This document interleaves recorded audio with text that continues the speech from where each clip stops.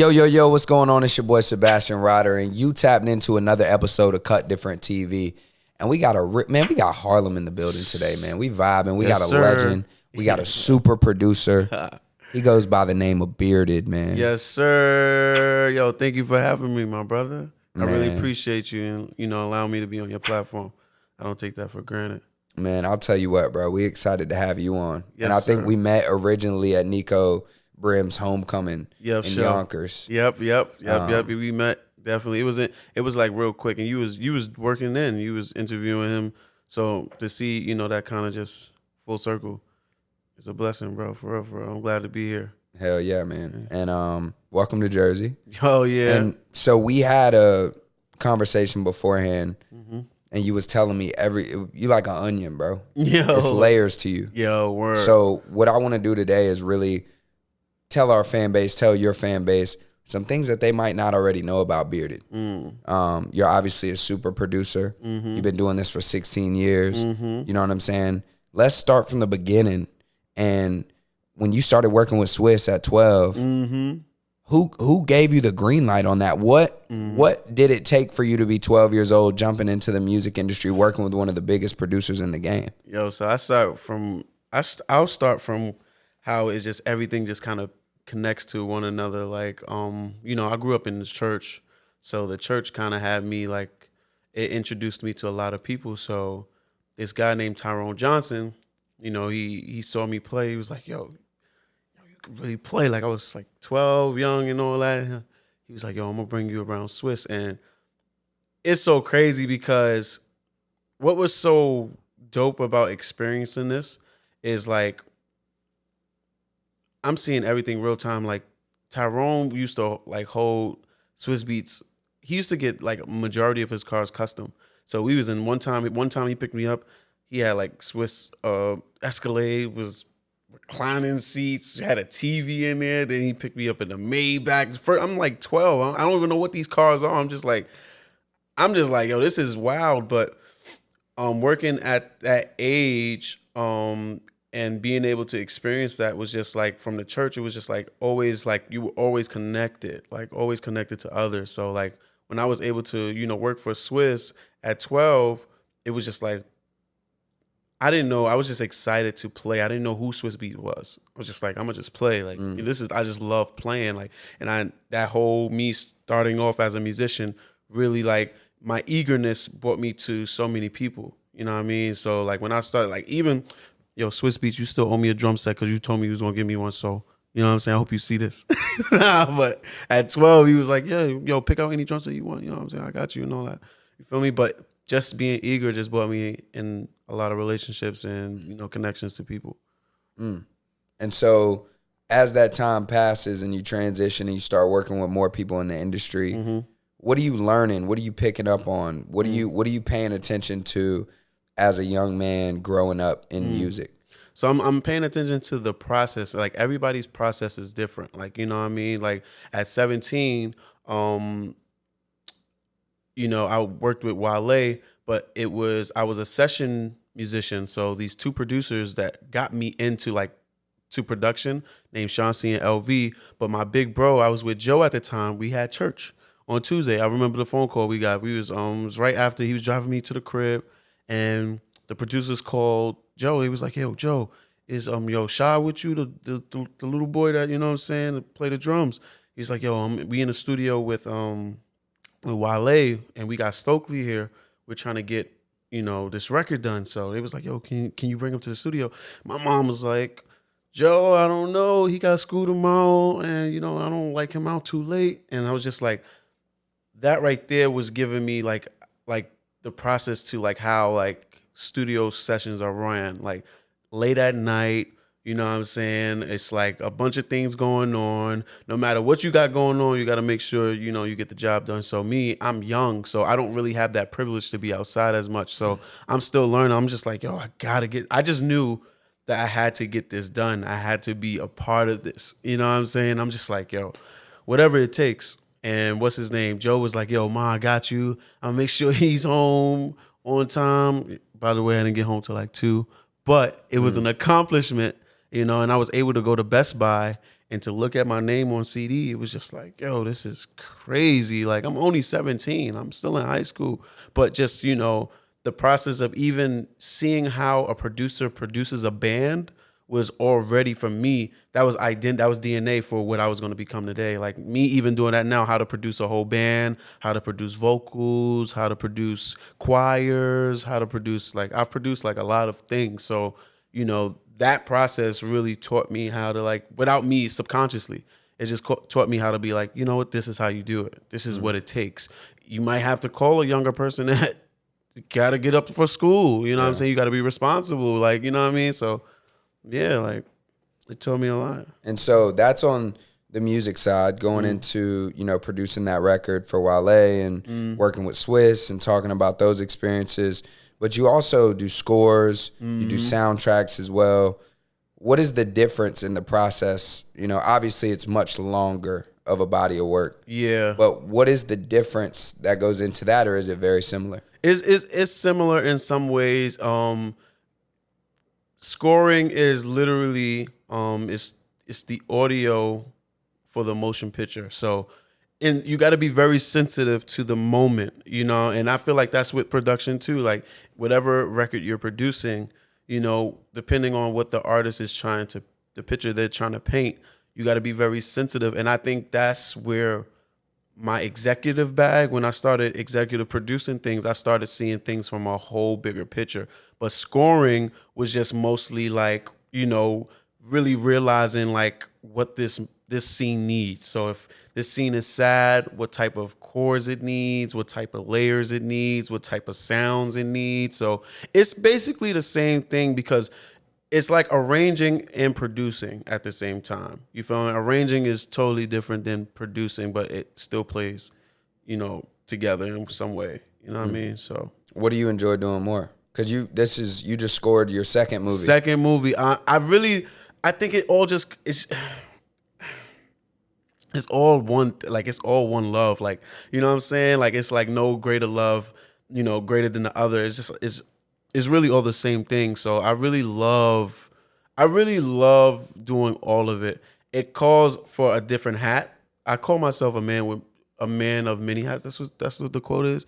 Whatever the quote is. Like, I feel like I wear a lot of hats, and I just love every hat I wear. You feel what I'm saying? And whatever that hat whatever it requires, I'm gonna do it. Like, you know what I'm saying? If this is the hat that I have to wear for this situation, I love it. If this is the hat I gotta wear for this, I love it. It's like, it's just a balanced love. You know what I'm saying? So it keeps me on my toes. Like, you know what I mean? I don't treat it like you know what I'm saying? I don't treat it less than this one. And you know what I mean? So I just keep it a balance.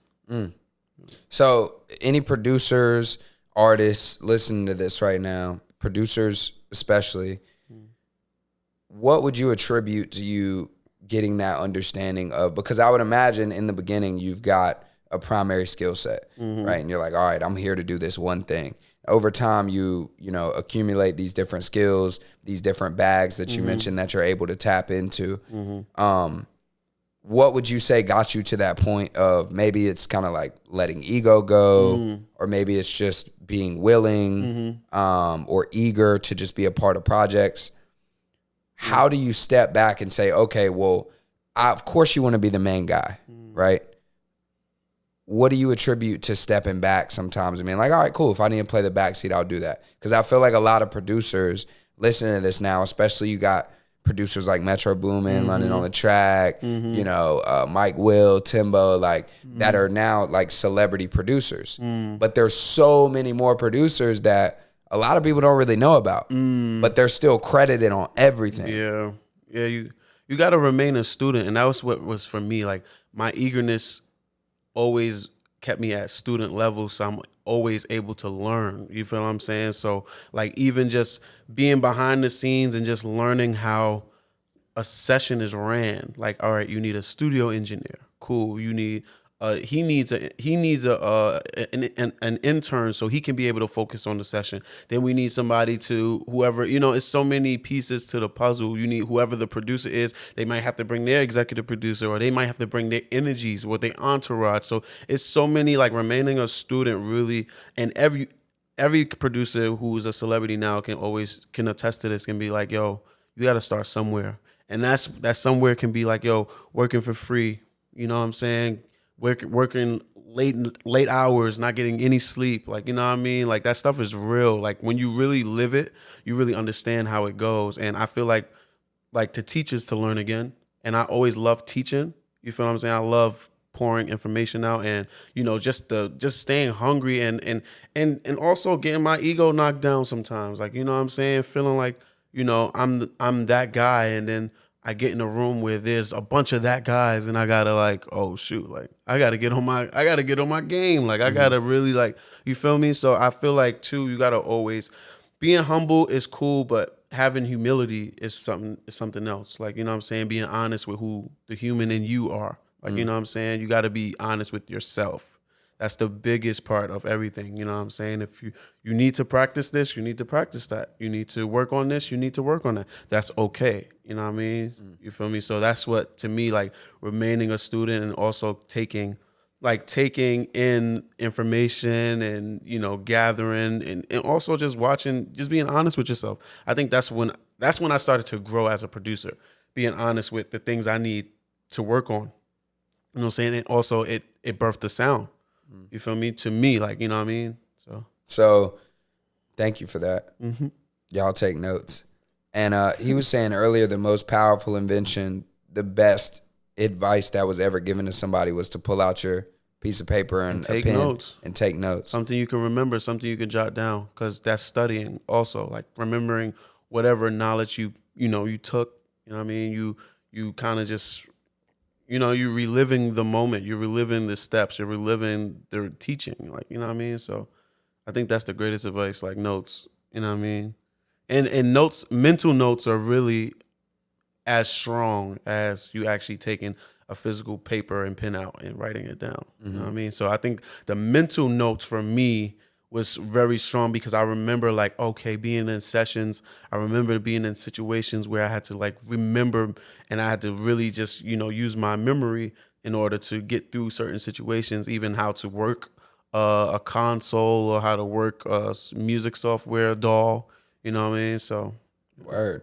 And so in the 16 years you've been in the game, you've seen a lot of things, you've experienced a lot of moments. Let's talk through some of those most memorable moments that you've had. One moment when I was working with Busta Rhymes and we was working on this record, and he took me to the club. Like he was like, yo, let's go to the club. So all right. So I'm thinking we going to chill, like just have fun. Not even knowing that he's mixing the record in the club. Like he's seeing how it knocks. He's seeing how people like responds to the music. He's like, oh, they're not moving enough. This is, yeah, the beat.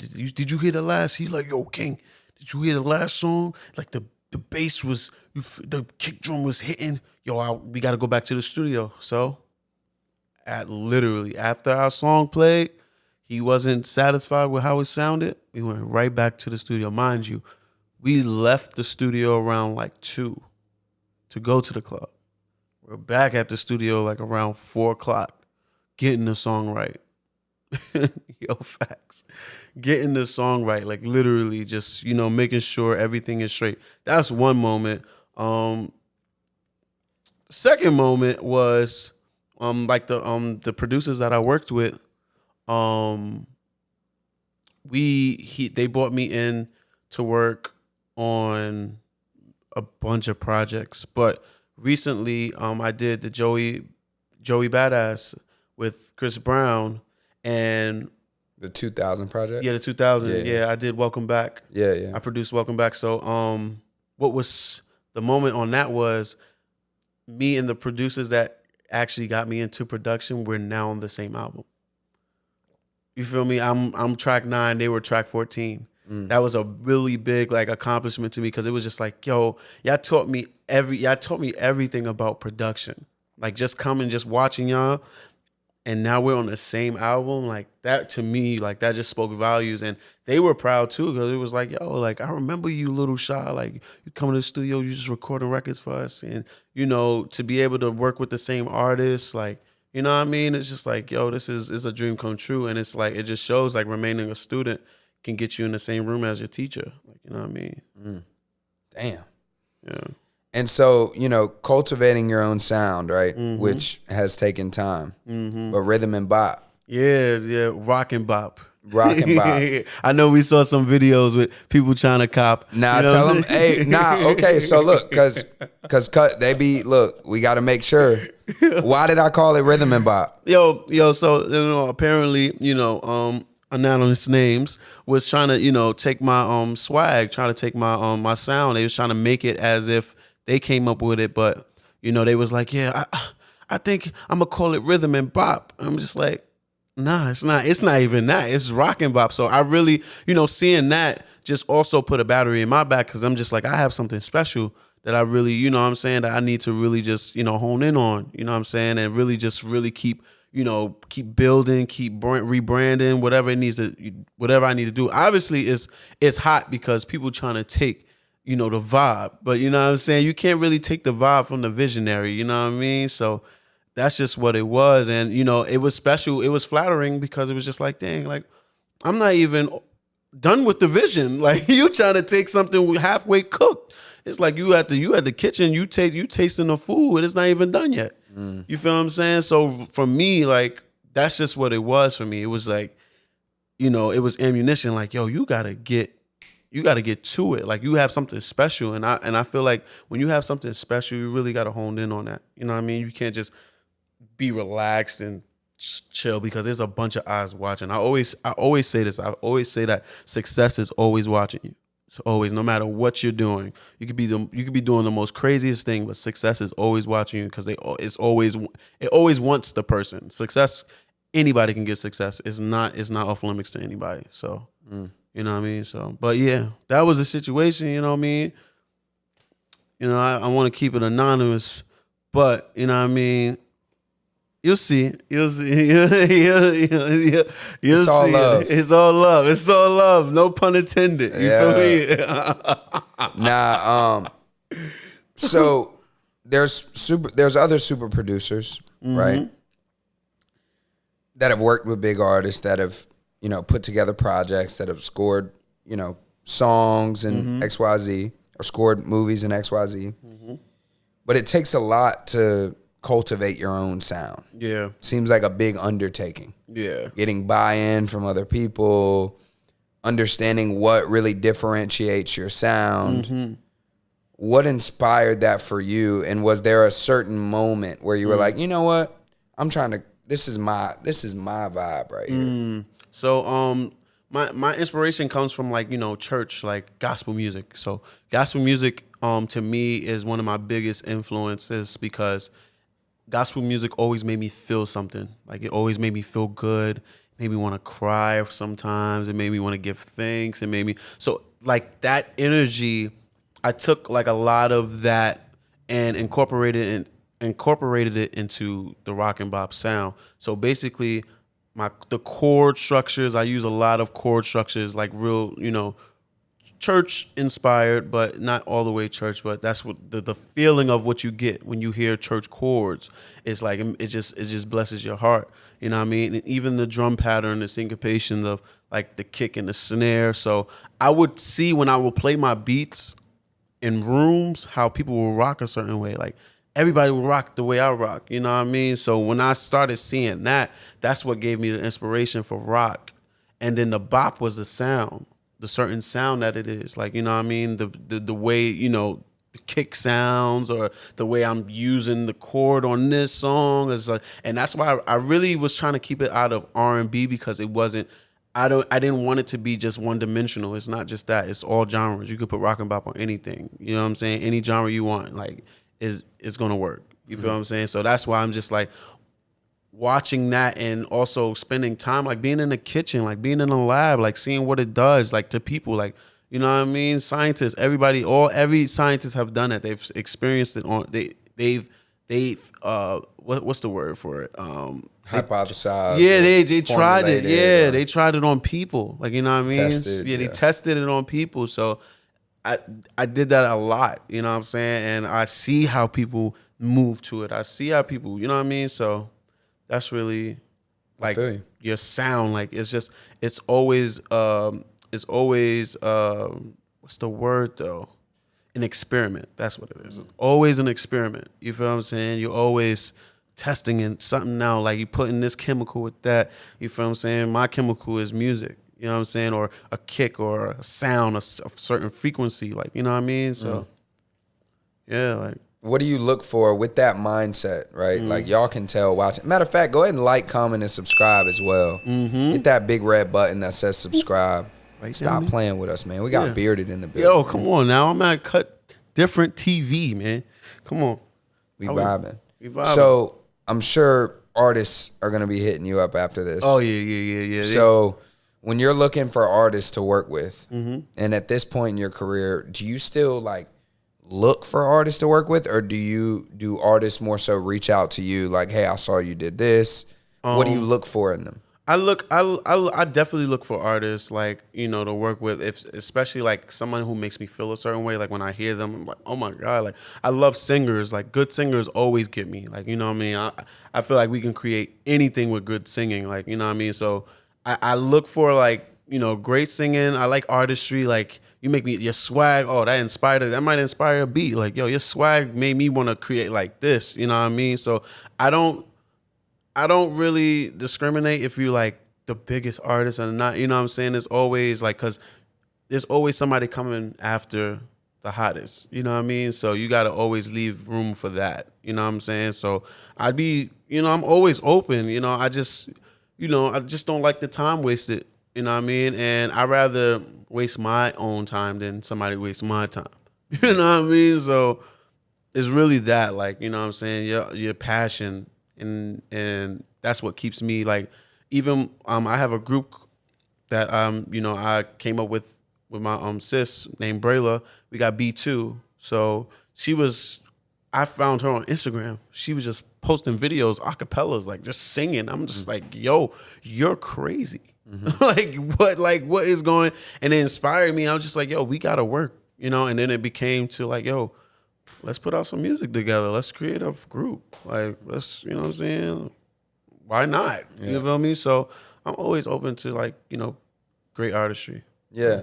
And speaking of like social media and you discovering B2 and building your group and an integral part of that group coming from social media, what's your take on the current climate where an artist can just blow up on socials without even really having to perform, without even really like showing true in-person star power? Like, what are your thoughts on that? Well, the thing is, I always go by this, there's only two types of music, and that's good and bad, which is honest, you know what I mean? So it's like, really, it's going to show, you know, no matter how much you try to hide behind the lens or, you know, the social media stuff, it's always going to show. Your artistry is going to have to come out one way or the other, you know what I'm saying? So I feel like it could do but so much for you, you know what I mean? And the integral part of you being an artist is being able to do it without social media.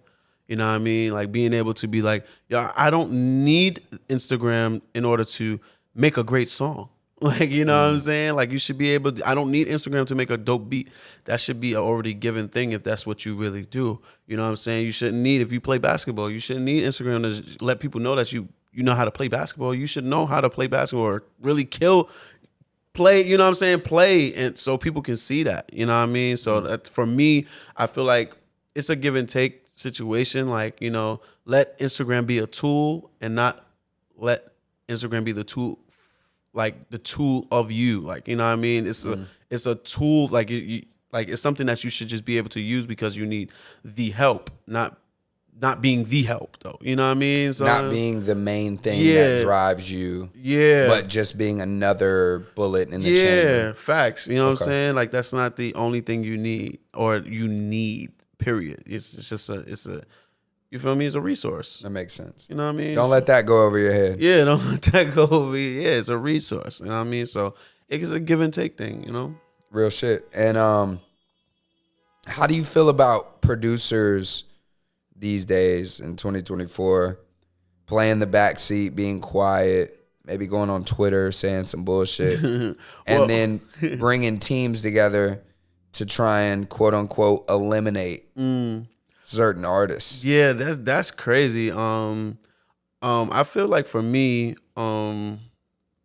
like now being that everything is so accessible, you know what I mean, it's kind of taken the true artistry out of production sometimes, like, because everything is so given, like you have, and there's nothing wrong with it because we all use it, but it's just like now it's like without any samples, without any like already made loops, can you create? You know what I'm saying? It's like, can you really create from scratch? What do you mean by that? What I mean by that is like, can you put a song together without there already being something pre-made? Like, if there's no piano, there's no drums, there's no hi-hats, there's no 808s, there's nothing. Can you create a song? You feel what I'm saying? Can you put a song together? And so a lot of these producers are just using loops. Yeah, a lot of producers use loops for sure, and there's nothing wrong with it. But you got to have the power to say, I can do it without that. You know what I'm saying? And I think for me, what makes me cut different. Hello, put it right there. Y'all need a sound, cut different sound. But but what makes me cut different? I can do it without it. I don't really need that. It could sound, and it will sound like it's a sample, but there's been a lot of my records where people think I sampled. One time, what's this song? Oh, OT, that I do with Capella Gray and Ty Dolla $ign.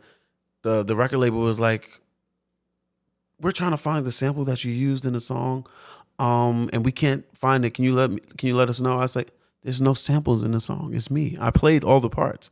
You know what I'm saying? I played. So they were trying to find it. They were literally trying to find what's in. They didn't believe me, and there was all of this whole hoopla. Like, yo, there's no way you created this.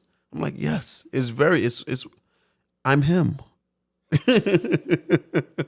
I'm him. Hello. Yeah. Is this mic on? Yeah.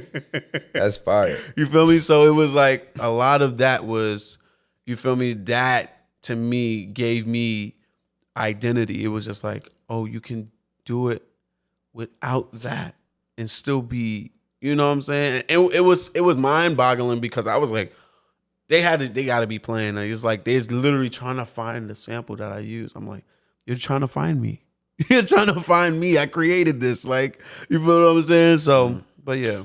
And that song ended up dropping, obviously. Yeah, that song. So they OT. were just like, they eventually were just like, yeah, they was just like, it was to the point where it was like, you know what, yo, if you're telling the truth, then you're telling the truth. I'm like, yeah, I can show it. I had to send the stems. I had to send the session so they can see like, yo, this is all me. And I produced the song all by myself. No help. Damn. You know, a lot of the songs that I produced on, like, I don't know if you checked out my playlist, but majority of the songs, there's only one song I did co-production with, and that was Jack.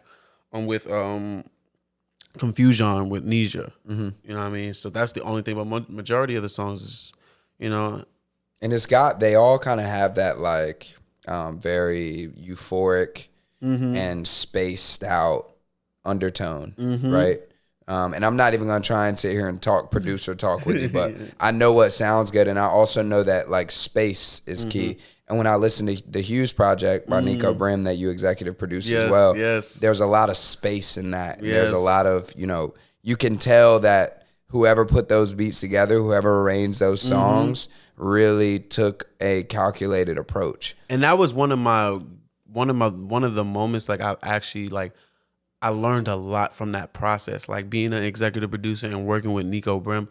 That was one of my biggest like accomplishments to me because it was like I actually learned the meaning and the reasoning of how executive production goes. Like, you know what I'm saying? Just living with the artist, knowing what the artist needs to tell his story. You know what I'm saying? Musically, everything, even with videos. Like, I'm thinking ahead. Like, executive production, I'm thinking ahead. Yo, when I'm creating this or we're putting this whole soundtrack together, how is this gonna do on video? Like, how are we gonna record this on video? Like, what's gonna make this? You know what I'm saying? I'm thinking 10 steps ahead. So it was really like a lot of times I was making executive decisions because I was thinking 10 steps ahead. You feel what I'm saying? So a lot of that whole process of creating that is just me and Nico going to.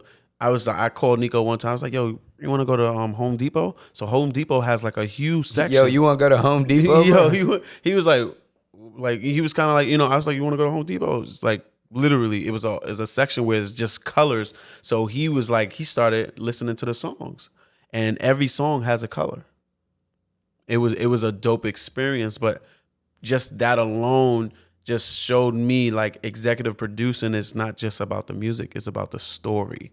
You feel what I'm saying? And getting everybody to understand. And that's why a lot of the rollout, it had like different colors. Songs had different colors if we paid attention to, like, because Nico really heard, like, you know, this what the song, when he was writing, this is what the song color gave me. You know what I mean? The song palette for this. And when he was on here, he was talking about hues being not only metaphoric, but also a direct for different hues and different shades and different stages in life. Don't let that go over your head either. Don't let that go over your head. It's always deeper than it seems. Yep. So you mentioned the OT record that you did for Capella earlier. But y'all have a strong relationship that goes back a ways. Yeah, that's my brother, bro. Talk a little bit about that. Yo, even how we met is just ordained, bro. I was working with Kai Cash. We had a session in Quad, and Capella snuck in the session. Like literally, like just came in the room, like, yo, what up, y'all? Like such and such. And I was just some guy, he dreads, didn't know who he was. He was just watching, just in the corner. And he was just like, yo, we gotta connect. From that day, we have been brothers ever since. You know, we've really worked a lot together, and we've made magic together. We even have a project that's coming out too, you know what I mean, called Vibe Responsibly Volume 1. And it's a lot it's 3 years that we put into the project, and now it's, you know, able to be released now. So yeah, that's, you know, he even, you know, was just like, yo, I'm gonna help you, bro. I'm like, all right, cool. Like, you feel me? Like, and I feel like for another man to, you know, we have our pride, but to actually be vulnerable and be like, all right, cool. Like, you know what I'm saying? Like, I'll take the help. Let's get it. You know what I'm saying? And you feel me? And really just rise together instead of, you know, rise against. You know what I mean? It's just a special thing. You know? Definitely, bro. And I feel like that all stems back to what you were talking about earlier about the humility piece. And like, I feel like sometimes people hear the word humble and they're like, but I want to pop my shit. Yeah. If I'm not my own biggest fan, who's going to support me? No, in fact. But as I get older, I think that I'm starting to realize that humility and being humble are kind of two separate things. Two separate The definition might be the same, but when you actually put it in practice, I think humility is just kind of like understanding where you legitimately are and being able to put that ego aside and say, you know what, it's probably going to be beneficial for me to know what's going on right now and take this advice and not be all pompous and think I'm the shit. Yeah, facts. Because you can still think you the shit, but like you said earlier, when you a lion and you walk in a den with a whole bunch of other lions, you better be the best lion, you know what I mean? Yeah, and you better recognize that these other people are lions as well, or else they gonna team up on your ass. Facts. That's a fact. And humility is honesty, bro, at all times, bro. You know what I mean? Just being honest at where you are in life. And I think that's that's what brings the word human out. You know what I mean? Just being honest with the human that you are instead of the human that you're not. So you can understand what it is, like, you know what I'm saying? Like, what it is to be honest with you. And it hurts sometimes. Sometimes honesty hurts, you know, just being honest with yourself and just being like, yo, you're not there. You know, and there's a lot of moments with just being a musician to transferring to a producer. There's a lot of moments where I was with people and my beats wasn't that. My music wasn't that. I thought my music was good, but, you know, to others, it was just like, you know, it wasn't that, you know, and I had to take that to like comments like my OGs telling me, yo, the drums are not hitting. They're not loud enough. They're not strong enough. And I'm like, yo, these are like, they're blasting in my headphones. But it wasn't that. It was just the feeling of them. You know what I mean? And taking that in and really just being able to learn. And I think me remaining a student is always going to get me in the room with the teachers. Always going to get me in the room. Damn.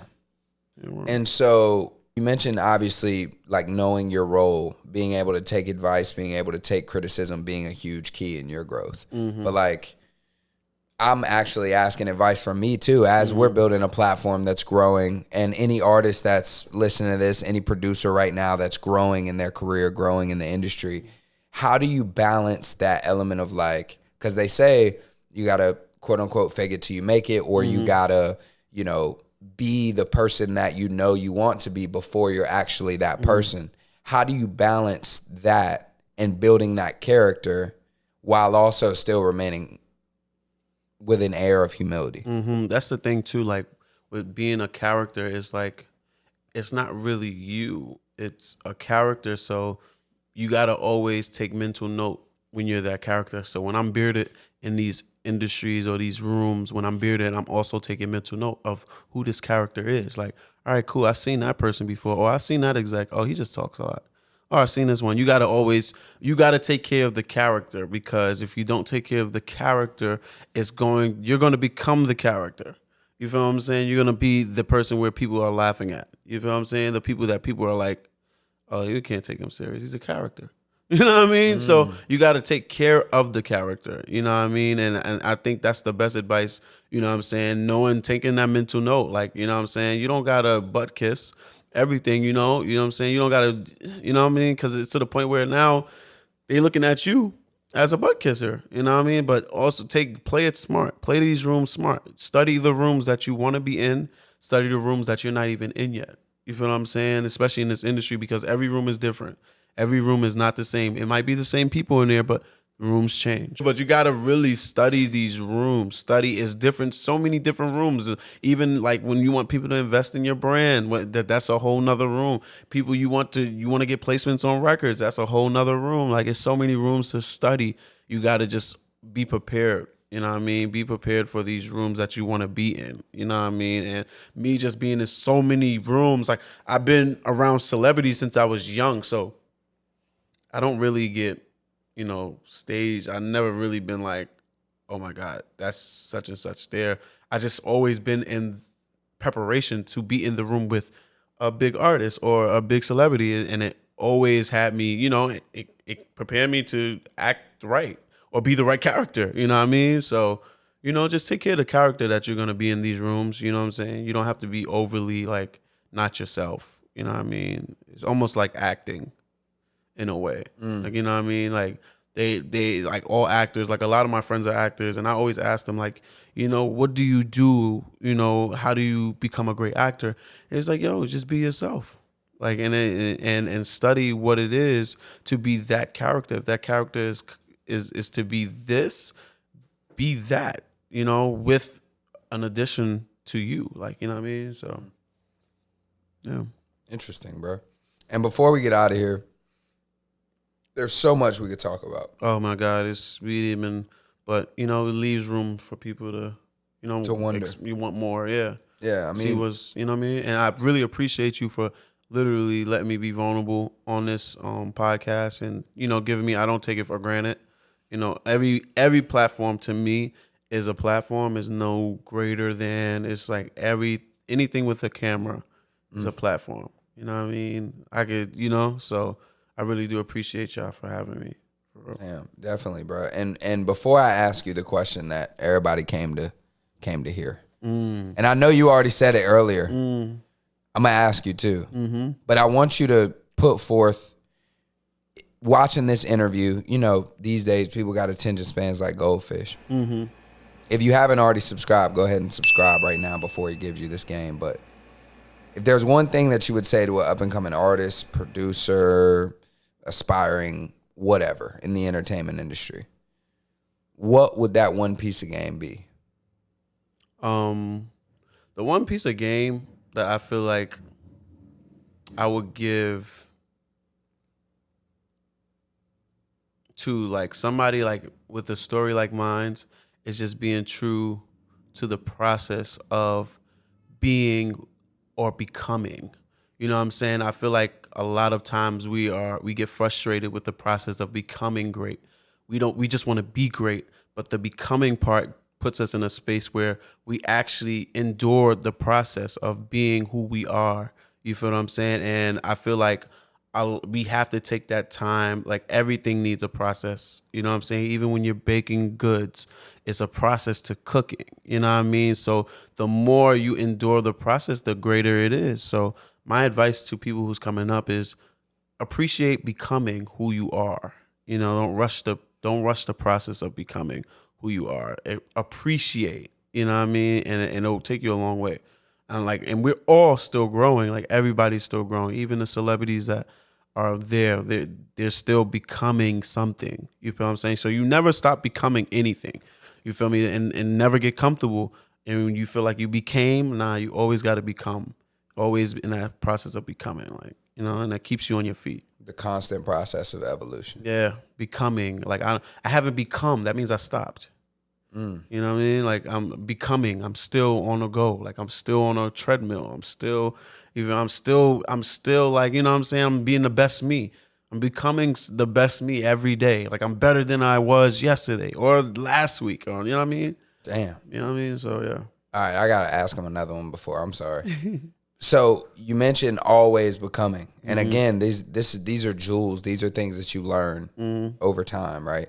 Was there a moment? Has there been a moment in your career where you almost were like, "Damn, like yeah, I just did this. I'm good. I'm here now." Yeah, it was a lot of moments like that where I became, because I was just like,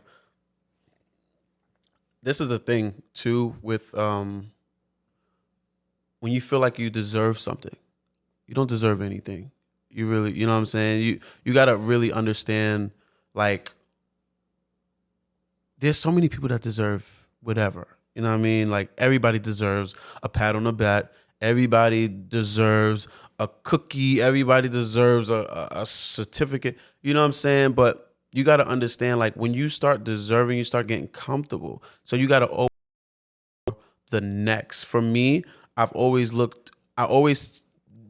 done something, but when I got comfortable, it's because I deserve that accolade because I produced for such and such. Like it's just like congrats, bro. Like, you know what I mean? But it's like you gotta, like, you don't get comfortable, or you don't live in that deserve pool, because you become like, yo, like I did this, so I deserve that. Yeah, that entitlement. The entitlement. It kind of like it puts you back, like almost it stunts your growth.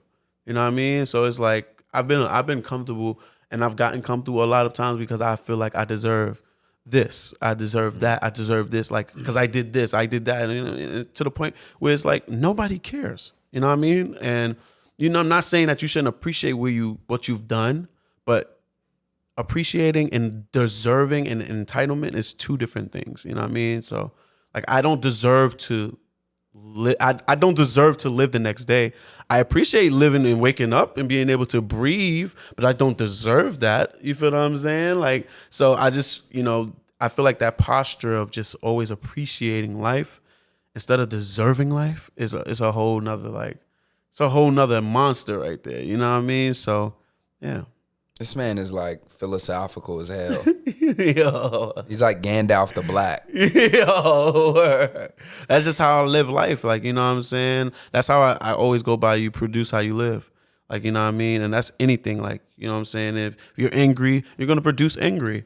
You know what I mean? That's just how you live. Like everything around you, if you like, everything that I've worked on, any type of material that I've ever worked on, I've always produced that how I live and how I was living in that moment. And even if I was living in a bad time, I just know I wanted to see greater. I wanted to see more. You know what I'm saying? I didn't want to see how I was feeling at the moment, because that moment didn't deserve that situation. You feel what I'm saying? So I have to be honest and be, you know, and I have to, especially if there's another person involved, I got to give them what they, you know what I'm saying, what they're entitled to. You know what I mean? So, yeah, it's just real shit. Real. Damn. So I got to ask you. Uh-oh. Before we get out of here. Uh-oh. Vic, should I ask him? I should ask him. Right? Drum roll, man. Yeah. Bbearded, what makes you cut different, bro? That's a good, you know, I've been sitting with that. When you told me that, like the other day, I was just sitting, I'm just like, dang, like what's something deep I can say? But what hit me today was so honest. It was just like my story and being able to make it a lifestyle. Like that's what makes me cut different. You know what I mean? Just literally like my story of like the process of me becoming, or the process of what I was and the things that I had to go through, lose money, whatever. It really made it more of a lifestyle, because I knew how honest it was, and I knew that I'm him because I'm honest to the process of becoming him. You know what I mean? So I feel like that's what really makes me cut different. Like, you know what I'm saying? Being honest to the story and making it a lifestyle. Like, yeah, I made my story a lifestyle, you know?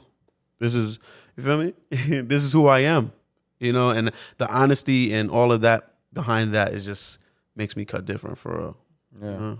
And I asked him before we even turned the cameras on, I was like, man, so like, what was your name before Bearded? And he was like, man, I came out the womb with a beard. No, that's bad funny. Yo, you would have thought. But yeah, I had a beard since I was like 16, you know, and I was in, you know, I started off when I was like 14, 15. I had the chin strap, and then I don't know what happened. It was just ordained. I started growing a mustache, and then the beard just came overnight like a chia pet. It was meant to be, bro. Yo, it was meant to be. Like, the chia pet is crazy. Yo, the seeds. I put the seeds on. I was rubbing it on.